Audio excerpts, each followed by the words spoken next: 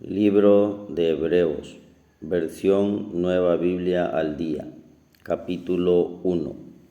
En tiempos remotos, Dios habló muchas veces y de varias maneras a nuestros antepasados por medio de los profetas, pero en estos últimos tiempos nos ha hablado por medio de su Hijo.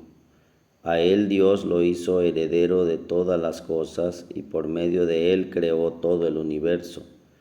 Él es el resplandor de la gloria de Dios, la fiel imagen de su ser y el que sostiene el universo con su palabra poderosa. Y después de haber realizado la purificación de los pecados, se sentó a la diestra de Dios en el cielo. Así llegó a ser superior a los ángeles en la misma medida en que el nombre que recibió es superior al de ellos. En efecto, Dios jamás le dijo a ningún ángel: tú eres mi hijo, y hoy mismo te he formado. Y en otro pasaje dice: yo seré su padre y él será mi hijo. Cuando Dios trajo a su primogénito al mundo, dijo: adórenlo todos los ángeles de Dios. Y en cuanto a los ángeles, dijo: Él hace que sus ángeles sean mensajeros y que sus servidores sean como llamas de fuego. Pero de su Hijo dice: tu trono, oh Dios, es eterno, y gobiernas tu reino con justicia. Amas lo justo y odias lo malo. Y por eso Dios, el Dios tuyo, te ha dado más alegría que a los demás. También dijo: tú, oh Señor, en el principio hiciste los cielos y la tierra. Ellos desaparecerán, pero tú permaneces para siempre. Se desgastarán como la ropa.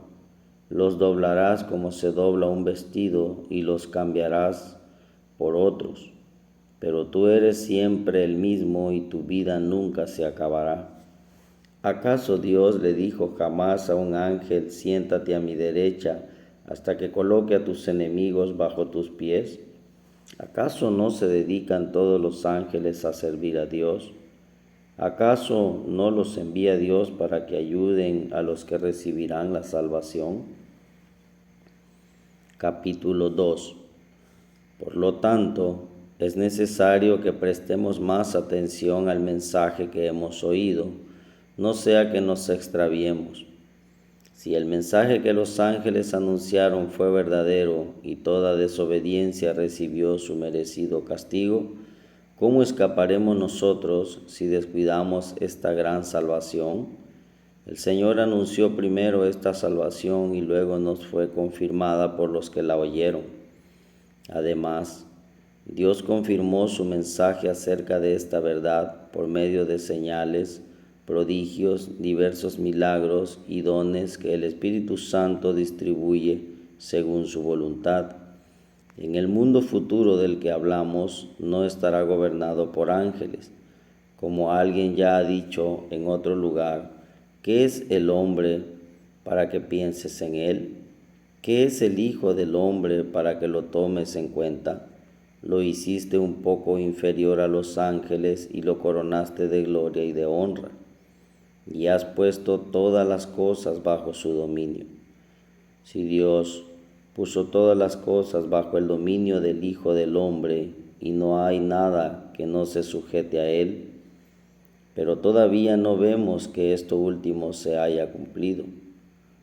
Sin embargo, vemos a Jesús, que fue hecho un poco inferior a los ángeles, y lo vemos coronado de gloria y honra por haber padecido la muerte por nosotros.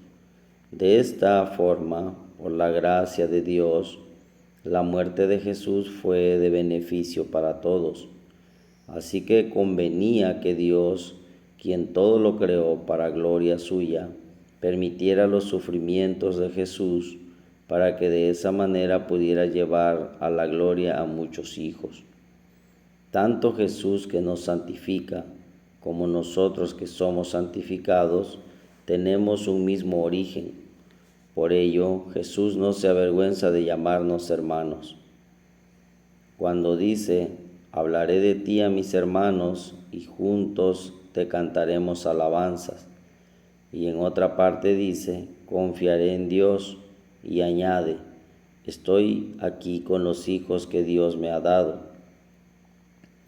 Por consiguiente, ya que los hijos de Dios son de carne y hueso, Jesús también compartió esa misma naturaleza de carne y hueso, para así anular por medio de su muerte al que tiene el dominio de la muerte, al diablo, y poder librar a los que vivían siempre en esclavitud por temor a la muerte. Sabemos que Él no vino para rescatar a los ángeles, sino a los descendientes de Abraham.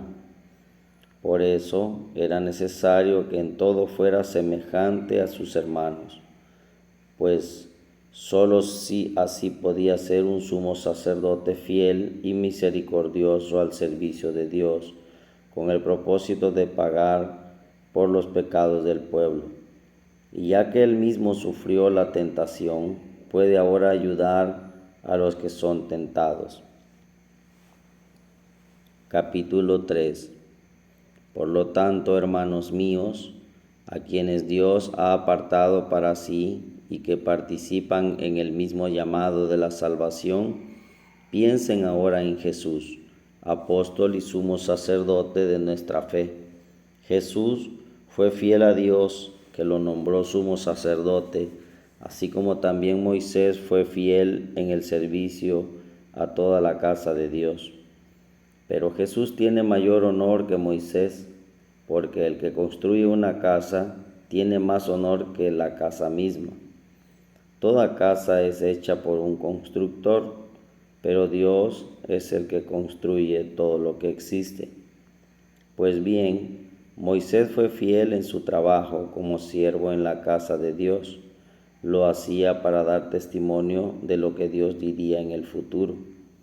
En cambio, Cristo es fiel como hijo sobre la casa de Dios, y nosotros somos la casa de Dios si mantenemos hasta el fin nuestra entereza y la esperanza que nos hace sentir orgullosos. Como dice el Espíritu Santo, si ustedes escuchan hoy su voz, no endurezcan el corazón como sucedió en la rebelión en aquel día de prueba en el desierto. Allí sus antepasados me tentaron y me pusieron a prueba, a pesar de haber visto mis obras por 40 años. Por eso me enojé con ellos y dije, su corazón siempre se extravía y no han reconocido mis caminos. Entonces, airado contra ellos, juré diciendo, jamás entrarán en mi reposo. Por lo tanto, cuídense, hermanos, y no sean incrédulos, ni tengan un corazón perverso que los esté apartando del Dios vivo. Exhórtense todos los días mientras les quede tiempo, para que ninguno se endurezca contra el Dios, cegado por el engaño del pecado. Pues hemos llegado a tener parte con Cristo si somos fieles hasta el fin, tal como confiamos en Cristo al principio. Como acabamos de decir, si oyen hoy su voz, no endurezcan su corazón como sucedió en la rebelión. ¿Quiénes fueron los que, a pesar de haber escuchado la voz de Dios, se rebelaron contra él? Los que escaparon de Egipto, comandados por Moisés. ¿Contra quiénes estuvo enojado Dios durante aquellos 40 años? Contra los que por haber pecado murieron en el desierto. ¿Y a quiénes se refería Dios cuando juró que no entrarían a la tierra que había prometido a su pueblo? Se refería a los que lo habían desobedecido. Como podemos ver, no pudieron entrar porque no confiaban en Él. Capítulo 4. Aunque la promesa de Dios de entrar en su reposo se mantiene en pie, debemos tener mucho cuidado, no sea que algunos no puedan entrar en ese reposo, pues la buena noticia nos ha sido anunciada de la misma manera que les fue anunciada a ellos, pero no les fue de ningún provecho, porque no la creyeron. Solo los que tenemos fe podemos entrar en el reposo de Dios.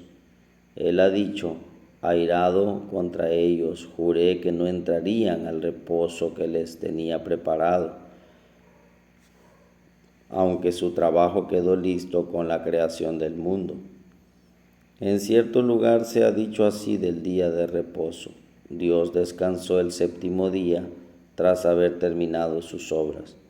Sin embargo, en el otro pasaje dice: no entrarán en mi reposo. Eso significa que todavía falta que algunos entren al reposo de Dios. Los que primero tuvieron la oportunidad de entrar no la aprovecharon por desobedientes. Por eso el Señor volvió a señalar un día, que es hoy, y lo anunció por medio de David en las palabras que ya citamos: si hoy oyen la voz de Dios, no endurezcan sus corazones. Si Josué les hubiera dado el reposo, Dios no habría hablado mucho tiempo después de otro día.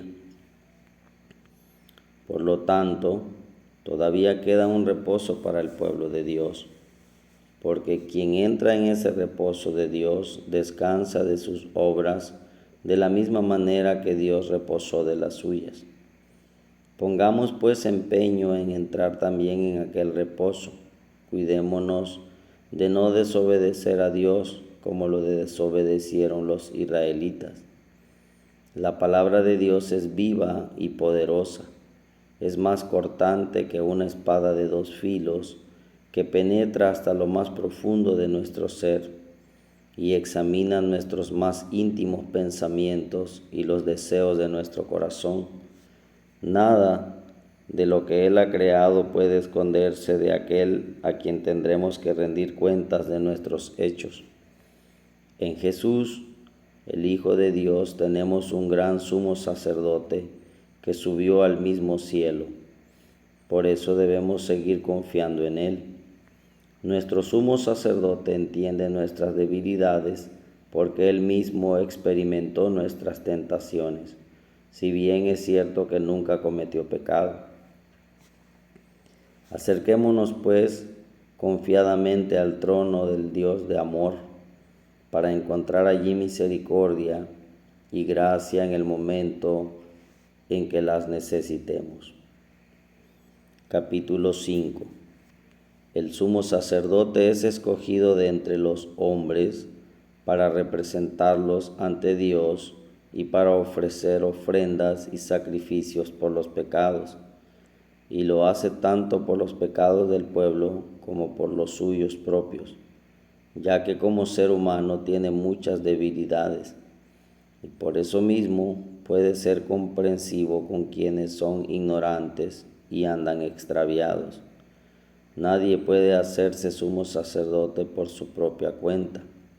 Al sumo sacerdote lo llama Dios, como en el caso de Aarón. Ni siquiera Cristo eligió él mismo ser sumo sacerdote, sino que Dios lo eligió y le dio ese honor cuando dijo: tú eres mi hijo, yo te he engendrado hoy. Y en otra ocasión le dijo: tú eres sacerdote eterno, de la misma clase de Melquisedec. Cuando Cristo estaba en la tierra, con voz fuerte y muchas lágrimas, ofreció ruegos y súplicas a Dios, quien podía librarlo de la muerte. Y Dios escuchó sus oraciones en virtud de su ferviente deseo de obedecer a Dios. Aún Jesús, siendo Hijo de Dios, tuvo que aprender por medio del sufrimiento lo que es la obediencia. Y habiendo sido perfeccionado de esa manera, llegó a ser el autor de la salvación eterna de todos los que lo obedecen. Y Dios lo nombró sumo sacerdote de la misma clase de Melquisedec. Quisiera decirles mucho más sobre este asunto, pero sé que como no quieren entender, me va a ser difícil explicarlo. Después de tanto tiempo, ya debían poder enseñar a otros. Sin embargo, hay necesidad de enseñarles de nuevo hasta los más sencillos principios de la palabra de Dios. Se han debilitado tanto que como niños tienen que tomar solo leche en vez de alimentos sólidos. Esto demuestra que todavía no saben diferenciar entre el bien y el mal. Todavía son ustedes como recién nacidos. En cambio, los alimentos sólidos son para quienes ya son maduros, para quienes ya están acostumbrados a juzgar y a distinguir entre lo que es bueno y lo que es malo. Capítulo 6. Así que sigamos adelante a otras cosas y como adultos dejemos a un lado las primeras enseñanzas acerca de Cristo. No repitamos otra vez las primeras lecciones sobre cómo volvernos a Dios, sobre las acciones que llevan a la muerte, sobre la fe en Dios. Dejemos ya lo que se refiere al bautismo, la imposición de manos, la resurrección de los muertos y el juicio eterno. Si Dios lo permite, esto es lo que haremos. A los que en alguna ocasión han entendido el Evangelio, han gustado las cosas del cielo, han participado del Espíritu Santo, han saboreado la palabra de Dios y los poderes del mundo venidero, y caen de nuevo, es imposible que se les haga volver a Dios. Sería como crucificar de nuevo al Hijo de Dios y exponerlo a la burla pública. Si sobre un terreno llueve mucho y proporciona una buena cosecha a sus propietarios, aquel terreno recibe bendición de Dios. Pero si lo único que produce es espinos y abrojos, resulta ser un mal terreno y se le condena al fuego. En cuanto a ustedes, amados hermanos, aunque les hemos hablado en estos términos, estamos seguros de cosas mejores con respecto a su salvación. Dios no es injusto. ¿Cómo podría Él olvidar el ardor con que ustedes han trabajado o el amor que le han demostrado y le siguen demostrando al ayudar a los del pueblo santo? Pero anhelamos que cada uno siga con el mismo entusiasmo hasta el fin, para que puedan obtener lo que esperan. No se vuelvan perezosos, sino sigan el ejemplo de los que por fe y con paciencia heredan las promesas de Dios. En la promesa que Dios hizo a Abraham, Dios juró por sí mismo, ya que no había nombre mayor por el cual jurar, y dijo: en verdad te bendeciré abundantemente y te multiplicaré en gran manera. Abraham esperó con paciencia hasta que un día Dios cumplió su promesa. Cuando una persona jura, lo hace apelando a alguien superior a ella misma. Un juramento pone fin a cualquier controversia. Dios se ató a un juramento para que los herederos de la promesa estuvieran absolutamente seguros de su cumplimiento y que supieran que nada cambiaría el juramento. De estas dos cosas que no pueden cambiarse y en las que es imposible que Dios mienta, recibimos un gran consuelo los que ahora acudimos a Él en busca de su protección y confiados en la esperanza que nos ha dado. Esta esperanza es como un ancla firme y segura para nuestra alma y penetra hasta la presencia misma de Dios. Allí Cristo entró por nosotros como precursor, convertido ya en sumo sacerdote eterno, de la misma clase de Melquisedec. Capítulo 7. Melquisedec era rey de la ciudad de Salem y sacerdote del Dios Altísimo. Cuando Abraham regresaba de derrotar a varios reyes, Melquisedec le salió al encuentro y lo bendijo. Entonces Abraham tomó una 10ª parte del botín de guerra y se lo entregó. El nombre Melquisedec quiere decir rey de justicia. Es además rey de paz, porque era rey de Salem y Salem quiere decir paz. Nada se sabe acerca de Melquisedec, quienes hayan sido su padre o su madre o sus otros antepasados. No se sabe dónde nació ni dónde murió. Así es semejante al Hijo de Dios y es sacerdote para siempre. Vean ustedes lo grande que era Melquisedec. Aún Abraham, el patriarca, le entregó 1/10 de todo el botín. De acuerdo con la ley, los sacerdotes levitas reciben el diezmo de sus hermanos, que también son descendientes de Abraham. Pero Melquisedec, que no lo era, recibió la ofrenda de Abraham. Y Melquisedec bendijo al que había recibido las promesas, es decir, a Abraham. Y como es sabido, el que bendice es siempre mayor que la persona que recibe la bendición. Los sacerdotes, aunque reciben diezmos, son mortales. Sin embargo, se nos dice que Melquisedec aún vive. Y así podría decirse que Leví mismo dio diezmos a Melquisedec por medio de Abraham, porque Leví estaba en Abraham cuando éste le dio el diezmo a Melquisedec. El pueblo de Israel recibió la ley bajo el sacerdocio levítico.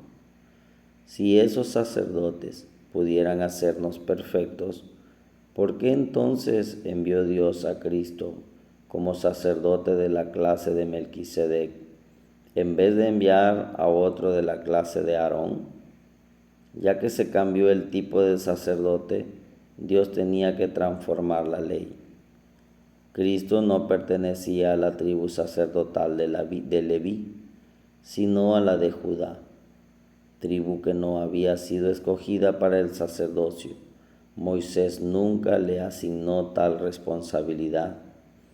Y todo esto queda más claro si reconocemos que el nuevo sacerdote es de la clase de Melquisedec y llegó a ser sacerdote no según el requisito de la ley de pertenecer a determinada tribu, sino de acuerdo con el poder de una vida indestructible. Pues esto es lo que se asegura de él: tú eres sacerdote para siempre, de la misma categoría que Melquisedec. Así que la ley anterior queda anulada por ser inútil e ineficiente, pues no perfeccionó nada. En cambio, ahora tenemos una esperanza mejor, por la cual nos acercamos a Dios. Y esto no lo hizo sin un juramento. Los otros sacerdotes fueron nombrados sin un juramento, pero este fue nombrado con el juramento del que dijo: el Señor juró y no cambiará de opinión, tú eres sacerdote para siempre. Por eso Jesús es el que ahora nos garantiza un pacto mejor. A los otros sacerdotes la muerte no les permitía continuar con su oficio y por eso llegaron a ser tantos. Pero como Jesús nunca morirá, su sacerdocio es eterno. Por eso puede salvar para siempre a los que por medio de él se acercan a Dios, ya que vive para siempre y está pidiendo por ellos. Era provechoso para nosotros tener un sumo sacerdote así como él, santo, sin maldad, intachable, apartado de los pecadores y elevado más alto que el cielo. Él no es como los otros sumos sacerdotes, que tienen que ofrecer sacrificios cada día por sus propios pecados y luego por los del pueblo.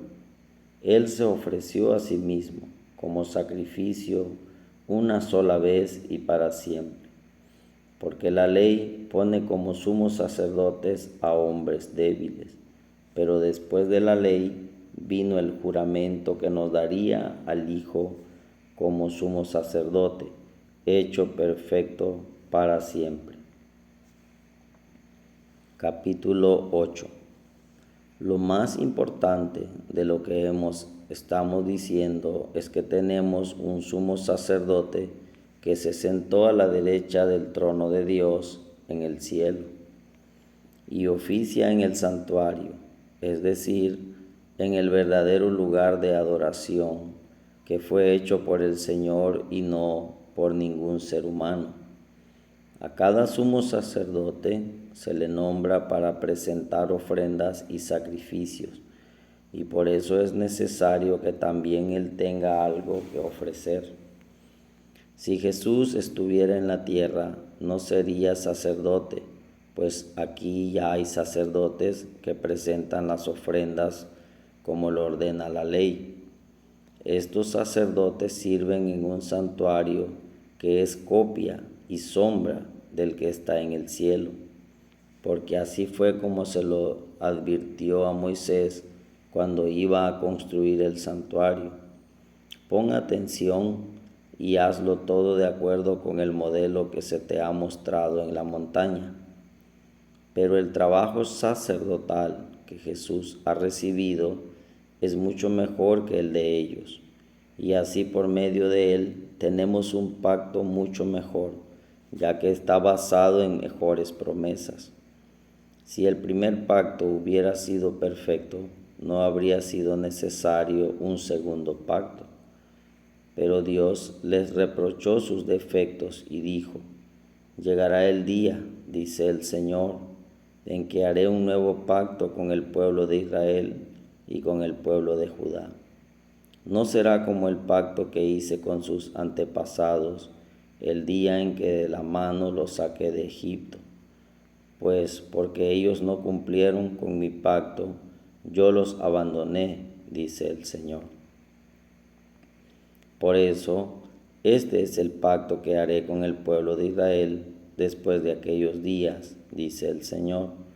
Escribiré mis leyes en su mente y en su corazón. Yo seré su Dios y ellos serán mi pueblo. Ya no será necesario que nadie enseñe a su prójimo ni a su hermano y le diga: conoce al Señor, porque todos me conocerán, desde el más pequeño hasta el más grande. Yo les perdonaré sus maldades y nunca más me acordaré de sus pecados. Decir que este pacto es nuevo significa que consideramos viejo al anterior, y lo que se vuelve viejo e inútil está por desaparecer. Capítulo 9. Ahora bien, el primer pacto tenía reglas para el culto y un santuario aquí en la tierra. El santuario se construyó de tal forma que en su primera parte, llamada lugar santo, estaban el candelabro, la mesa y los panes sagrados. Detrás de la segunda cortina estaba la parte llamada lugar santísimo, donde estaba el altar de oro para el incienso y el cofre del pacto, que estaba toda recubierta de oro. Dentro del cofre había una jarra de oro que contenía el maná, la vara de Aarón que había retoñado y las tablas del pacto. Encima del cofre estaban los querubines de gloria que cubrían con su sombra la tapa del cofre. Pero ahora no es necesario hablar de eso con detalles.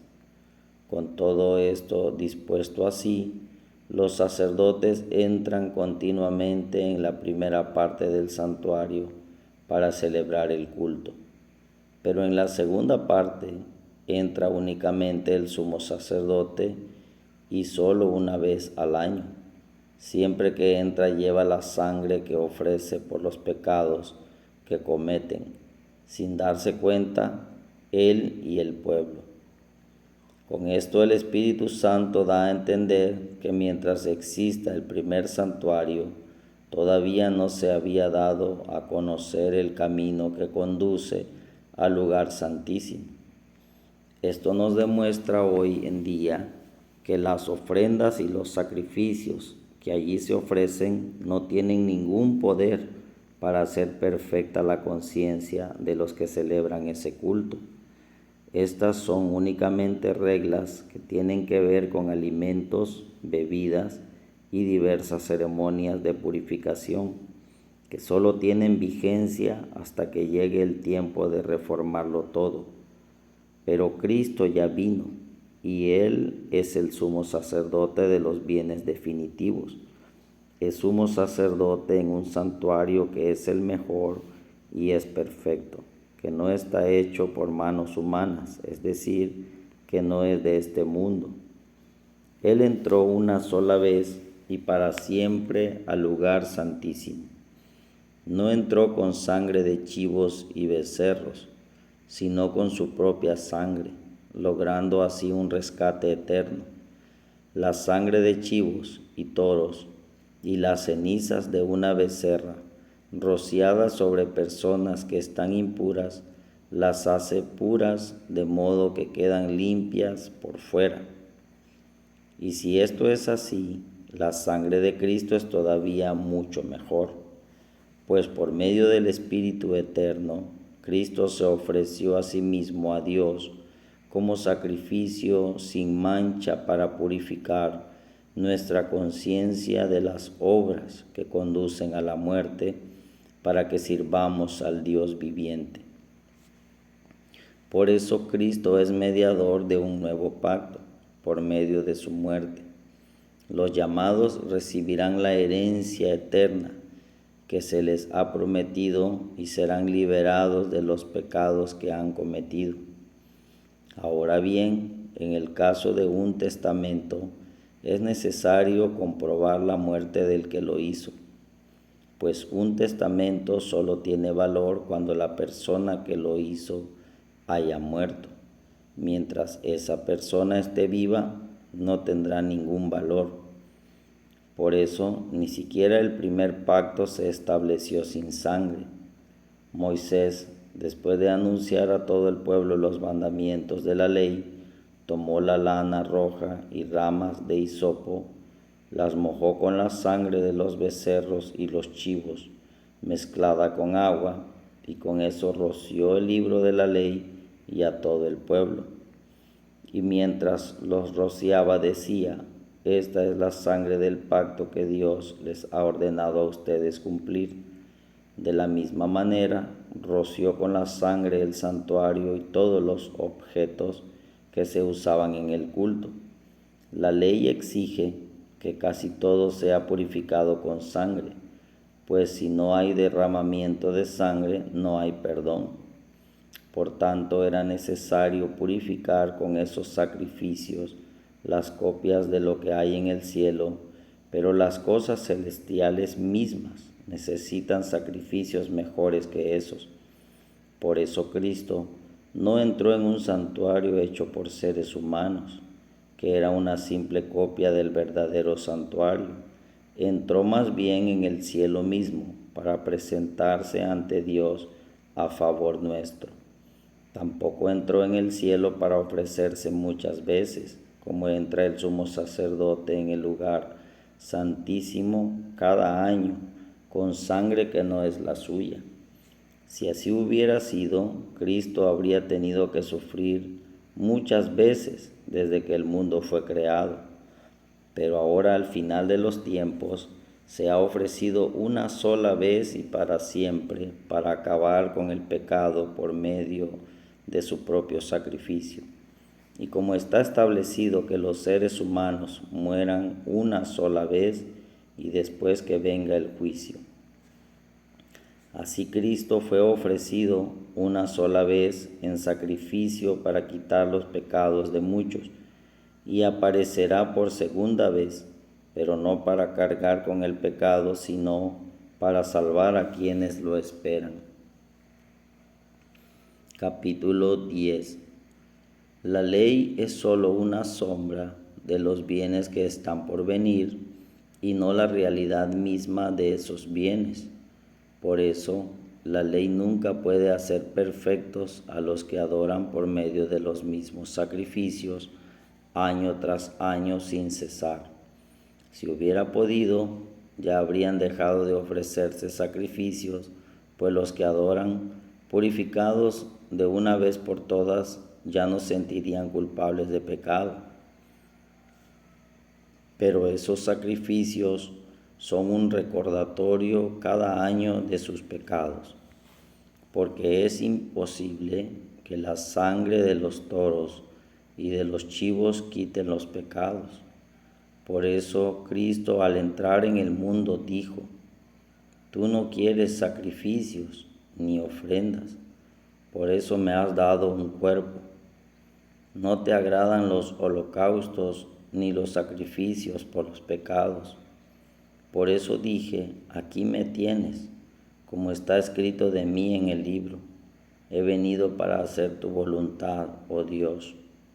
Al principio dijo: no quieres ni te agradan los sacrificios por los pecados, ni las ofrendas y holocaustos, a pesar de que la ley exigía que se ofrecieran.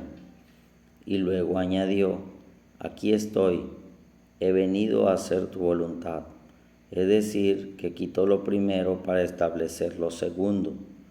Y como Jesucristo hizo la voluntad de Dios al sacrificar su propio cuerpo una sola vez y para siempre, por eso nosotros somos santificados. Todo sacerdote celebra el culto día tras día, ofreciendo muchas veces los mismos sacrificios que nunca pueden quitar los pecados. Pero este sacerdote le ofreció a Dios por los pecados un solo sacrificio para siempre.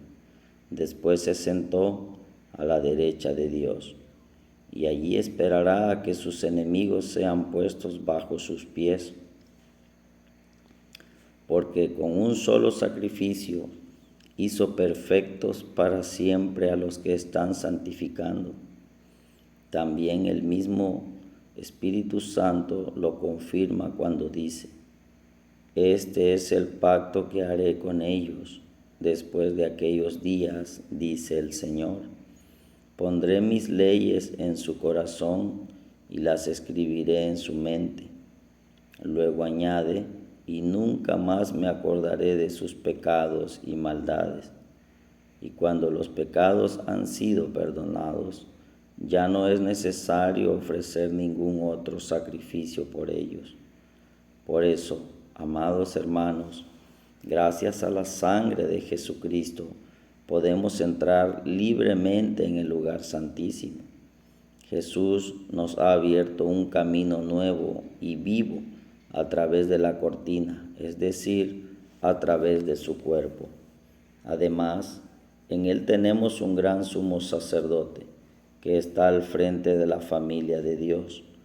Y puesto que es así, acerquémonos a Dios con corazón sincero y con la plena seguridad que da la fe, ya que en nuestro interior hemos sido purificados de una mala conciencia y exteriormente hemos sido lavados con agua pura. Sigamos firmes en la esperanza que profesamos, porque Él cumplirá la promesa que nos hizo. Tratemos de ayudarnos unos a otros para animarnos al amor y al hacer el bien. No dejemos de reunirnos como algunos acostumbran a hacer, sino animémonos unos a otros, y con mayor razón cuando vemos que aquel día se acerca. Si después de haber conocido la verdad seguimos pecando, ya no queda ningún sacrificio por los pecados. Lo único que nos queda es esperar con terror el juicio, el fuego ardiente con el que Dios destruirá a sus enemigos. Por eso, cualquiera que desobedecía la ley de Moisés, y así lo declaraban 2 o 3 testigos, moría sin remedio. ¿No piensan ustedes que merece un mayor castigo el que haya pisoteado al Hijo de Dios, el que haya despreciado la sangre del pacto por la cual había sido santificado y que haya insultado así al Espíritu de gracia? Sabemos que el Señor dijo: yo soy el que vengará, yo pagaré. Y también dijo: el Señor juzgará a su pueblo. Terrible cosa es caer en las manos del Dios viviente. Recuerden los días pasados cuando ustedes, después de recibir la luz, tuvieron que soportar una dura lucha y muchos sufrimientos. Hubo ocasiones en que los persiguieron e insultaron delante de la gente, y en otras se unieron a los que eran tratados de igual manera. También tuvieron compasión de los que estaban en la cárcel, y cuando a ustedes les quitaron sus posesiones, lo aceptaron con alegría porque sabían que tenían un patrimonio mejor y más duradero. Por eso, no pierdan la confianza, porque ésta les traerá una gran recompensa. Ustedes necesitan seguir confiando para que después de haber cumplido la voluntad de Dios, reciban lo que Él ha prometido. Pues en poco tiempo el que tiene que venir vendrá y no tardará. Mi justo vivirá por la fe, pero si se vuelve atrás, no estaré contento con él. Mas nosotros no somos de los que se vuelven atrás y terminan perdiéndose, sino de los que tienen fe y alcanzan la salvación. Capítulo 11. La fe es la seguridad de recibir lo que se espera, es estar convencido de lo que no se ve. Gracias a su fe, nuestros antepasados recibieron la aprobación de Dios. Por la fe sabemos que Dios formó el universo por medio de su palabra, así que lo que ahora vemos fue hecho de lo que no podía verse. Por la fe, Abel ofreció a Dios un sacrificio mejor que el de Caín, y por eso Dios lo declaró justo y aceptó su ofrenda. Y aunque Abel ya está muerto, su fe nos habla todavía. Por la fe, Enoc fue llevado de este mundo sin que experimentara la muerte, y no lo encontraron porque Dios se lo llevó. Pero antes de llevárselo, Dios declaró que él le había agradado. Sin fe es imposible agradar a Dios. El que quiera acercarse a Dios debe creer que existe y que premia a los que sinceramente lo buscan. Por la fe, Noé, cuando se le avisó lo que ocurriría, pero que todavía no podía verse, obedeció y construyó un arca para salvar a su familia. Por esa fe condenó al mundo y fue heredero de la justicia que viene por la fe. Por la fe Abraham, cuando fue llamado para ir al lugar que iba a recibir como herencia, obedeció y salió sin saber a dónde iba. Por la fe vivió como extranjero en la tierra prometida. Vivió en tiendas de campaña, lo mismo que Isaac y Jacob, que también eran herederos de la misma promesa. Porque Abraham esperaba la ciudad que tiene cimientos firmes, la que Dios ha planeado y construido. Por la fe Abraham, a pesar de ser demasiado viejo y de que Sara no podía tener hijos, recibió fuerzas para tener hijos, porque confió en que Dios cumpliría la promesa que le había hecho. Y así, de este hombre que era demasiado viejo, nacieron tantos descendientes como las estrellas del cielo y tan incontables como la arena a la orilla del mar. Todos ellos murieron sin haber recibido las cosas prometidas, pero las vieron a lo lejos y reconocieron que ellos mismos eran extranjeros y solo estaban de paso en la tierra.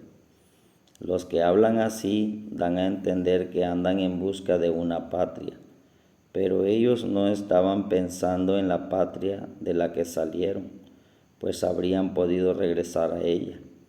Deseaban más bien una patria mejor, es decir, la celestial. Por eso Dios no se avergonzó de llamarse el Dios de ellos y les preparó una ciudad. Por la fe Abraham, que había recibido las promesas cuando fue puesto a prueba, ofreció a Isaac su único hijo. A pesar de que Dios le había dicho, por medio de Isaac tendrás muchos descendientes. Abraham creía que Dios tiene poder hasta para resucitar a los muertos. Por eso Fue como si recobrara a Isaac de entre los muertos. Por la fe Isaac bendijo a Jacob y a Esaú, pensando en lo que les esperaba en el futuro. Por la fe Jacob, cuando ya estaba a punto de morir, bendijo a cada uno de los hijos de José y apoyándose en la punta de su bastón adoró. Por la fe José poco antes de morir dijo que los israelitas saldrían de Egipto y dio instrucciones acerca de lo que debían hacer con su cadáver. Por la fe, cuando Moisés nació, sus padres lo escondieron durante 3 meses, porque vieron que era un niño hermoso y no tuvieron miedo a la orden que el rey había dado. Por la fe Moisés, ya siendo adulto, no quiso que lo llamaran hijo de la hija del faraón. Prefirió que lo maltrataran junto con el pueblo antes que disfrutar de los placeres temporales del pecado. Consideró que era mejor sufrir la vergüenza por causa del Mesías que disfrutar de los tesoros de Egipto, porque tenía la mirada puesta en la recompensa. Por la fe salió de Egipto sin tenerle miedo al enojo del faraón y se mantuvo firme como si estuviera viendo al invisible. Por la fe celebró la Pascua y mandó rociar las puertas con sangre. De esta manera el que mataba a los primogénitos no tocaría a los israelitas. Por la fe los israelitas cruzaron el Mar Rojo como por tierra seca, y cuando los egipcios quisieron cruzarlo se ahogaron. Por la fe cayeron las murallas de Jericó, después que los israelitas marcharon alrededor de ellas por 7 días. Por la fe la prostituta Rahab no murió junto con los desobedientes, porque había recibido bien a los espías. ¿Qué más tengo que decir? Me faltaría tiempo para hablar de la fe de Gedeón, Barak, Sansón, Jefté, David, Samuel y de todos los profetas. Ellos por la fe conquistaron reinos, hicieron justicia y recibieron lo que se les prometió. Cerraron boca de leones, apagaron grandes fuegos y escaparon del filo de la espada. Sacaron fuerzas de la debilidad y llegaron a ser tan poderosos en la guerra que hicieron huir a los ejércitos extranjeros. Hubo mujeres que recobraron a sus muertos resucitados. A unos los mataron a golpes, pues para alcanzar una mejor resurrección no aceptaron que los dejaran libres. Otros sufrieron burlas y azotes y hasta los encadenaron y encarcelaron. Algunos fueron apedreados, cortados con una sierra por la mitad, asesinados con espada. Otros anduvieron fugitivos de un lugar a otro, vestidos con pieles de ovejas y de cabras, pasando necesidades, afligidos y maltratados. A estos que anduvieron sin rumbo por desiertos y montañas, por cuevas y cavernas, el mundo no los merecía. Y aunque todos fueron aprobados por su fe, ninguno de ellos vio el cumplimiento de la promesa. Es que Dios tenía preparado algo mejor. Los perfeccionará hasta a ellos cuando nosotros también lo seamos. Capítulo 12. Por eso, también nosotros que estamos rodeados de tantos testigos, dejemos a un lado lo que nos estorba, en especial el pecado que nos molesta, y corramos con paciencia la carrera que tenemos por delante. Mantengamos fija la mirada en Jesús, pues de Él viene nuestra fe y Él es quien la perfecciona.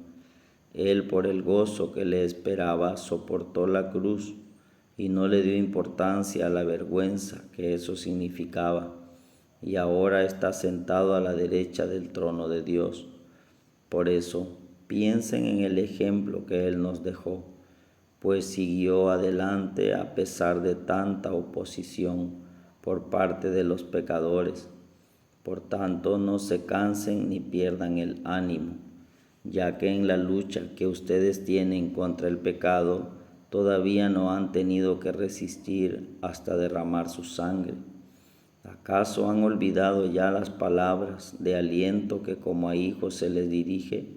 Hijo mío, no tomes como algo sin importancia la disciplina del Señor, ni te desalientes cuando te reprenda, porque el Señor disciplina a los que ama y azota a todo aquel a quien quiere como hijo y recibe como hijo. Lo que ustedes están sufriendo es para disciplinarlos, pues Dios los está tratando como a hijos. Si a ustedes no los disciplinan como se disciplina a todo hijo, entonces ustedes no son verdaderamente hijos. Por otra parte, nuestros padres humanos nos disciplinaban y los respetábamos. Con cuánta mayor razón debemos someternos al Padre de los Espíritus para que tengamos vida. Nuestros padres nos disciplinaban por breve tiempo, de acuerdo con lo que a ellos les parecía mejor, pero Dios lo hace para nuestro bien, para que seamos santos como Él. Por supuesto que ninguna disciplina parece agradable al momento de recibirla, más bien duele. Sin embargo, si aprendemos la lección, lo que hemos sido disciplinados, tendremos justicia y paz. En fin, renueven las fuerzas de sus manos cansadas y de sus rodillas debilitadas.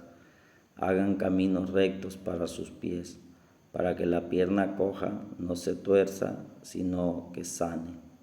Busquen la paz con todos y lleven una vida santa, pues sin santidad nadie verá al Señor. Asegúrense de que a nadie le falte el amor de Dios, de que ninguna raíz amarga brote y cause problemas y envenene a muchos. Que nadie ande en pecados sexuales ni desprecie a Dios como lo hizo Esaú, pues él por un solo plato de comida vendió sus derechos de hijo mayor. Y después, como ustedes ya saben, quiso heredar esa bendición, pero fue rechazado. Y aunque con lágrimas buscó la bendición, no se le dio la oportunidad de arrepentirse. Ustedes no se acercaron a una montaña que se podía tocar y que ardía en fuego, donde había oscuridad, tinieblas y tormenta, ni oyeron el sonido de trompeta, ni la voz, que cuando hablaba los que la oyeron rogaron que no les hablara más, porque no podían soportar la orden que decía: deben apedrear o matar con lanzas a todo aquel que toque la montaña, aunque sea un animal. Tan terrible era lo que vieron que Moisés dijo: estoy temblando de miedo. Ustedes, por el contrario, se han acercado al monte de Sión, a la Jerusalén celestial, la ciudad del Dios viviente. Se han acercado a la reunión de millares de ángeles, a la iglesia de los primogénitos inscritos en el cielo. Se han acercado a Dios, el juez de todos, a los espíritus de los justos que han llegado a la perfección.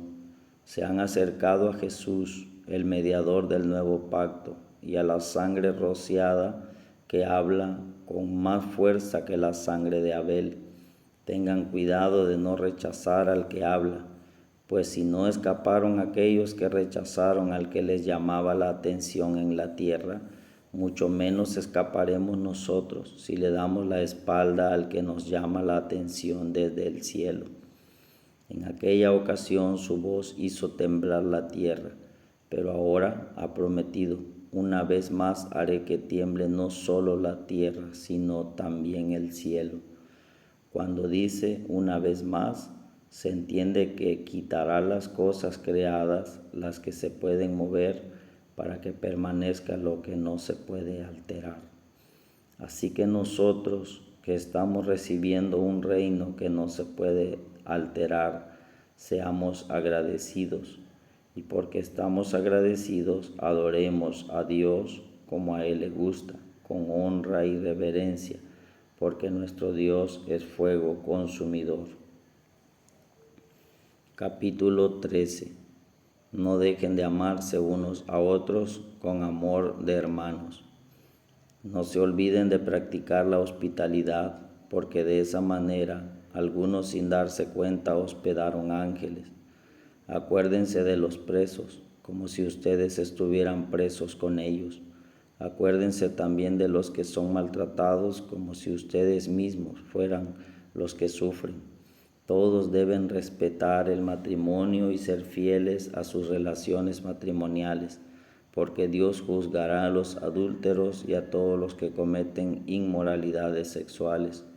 No amen el dinero, estén contentos con lo que tienen, porque Dios ha dicho: nunca te dejaré, jamás te abandonaré. Así que podemos decir con toda confianza: el Señor es el que me ayuda, no tengo miedo. ¿Qué puede hacerme otro igual a mí? Acuérdense de que quienes los han guiado y les han anunciado el mensaje de Dios, piensen en cuál fue el resultado de vivir como vivieron e imiten su fe. Jesucristo es el mismo ayer, hoy y por los siglos. No le hagan caso a ninguna clase de enseñanzas extrañas. Es mejor que el corazón se fortalezca con el amor y no con alimentos rituales que en nada les ayudan a quienes los comen. Los que ofician en el santuario no tienen derecho a comer del altar que nosotros tenemos. El sumo sacerdote lleva la sangre de los animales al lugar santísimo como sacrificio por el pecado, pero los cuerpos de esos animales se queman fuera del campamento. Así también Jesús sufrió fuera de la puerta de la ciudad, para que por medio de su sangre el pueblo fuera santo. Por eso, salgamos a encontrarnos con Él fuera del campamento, compartamos la deshonra que Él sufrió, pues en este mundo no tenemos una ciudad que dure para siempre, sino que buscamos la ciudad que está por venir. Ya que es así, ofrezcamos continuamente a Dios un sacrificio de alabanza por medio de Jesucristo, es decir, confesemos su nombre con nuestros labios. No se olviden de hacer el bien y de compartir con otros lo que tienen, porque esos son los sacrificios que agradan a Dios. Obedezcan a sus líderes y sométanse a ellos, porque los cuidan a ustedes como quienes tienen que rendir cuentas.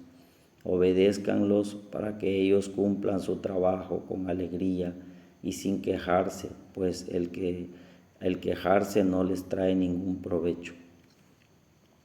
Oren por nosotros, pues estamos seguros de tener la conciencia tranquila y queremos portarnos bien en todo. Oren, se los ruego, para que cuando antes pueda volver a estar con ustedes. El Dios que da la paz levantó de entre los muertos a nuestro Señor Jesús, el gran pastor de las ovejas, por medio de la sangre del pacto eterno. Que Él los capacite en todo lo bueno, para que hagan su voluntad, y que por medio de Jesucristo Dios haga en nosotros lo que le agrada. Que Jesucristo reciba la gloria por siempre. Amén. Hermanos, les ruego que reciban bien estas breves palabras que les he escrito, ya que son para animarlos. Quiero que sepan que nuestro hermano Timoteo